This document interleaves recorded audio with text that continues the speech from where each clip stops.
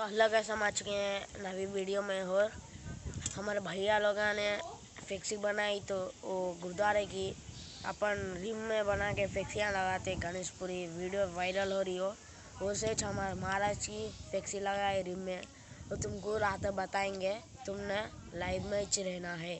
हम जा रहे हैं अब उधर हमारे लोग ने फ्लेक्सी बनाई अब उधर जाकर तुमको बताएंगे। चलो जा रहे हैं हम भागे भागे तुमको बताना के थे क्योंकि तो हमको वीडियो में पैसे आने के तो देखो हम भाग रहे हैं गाइस।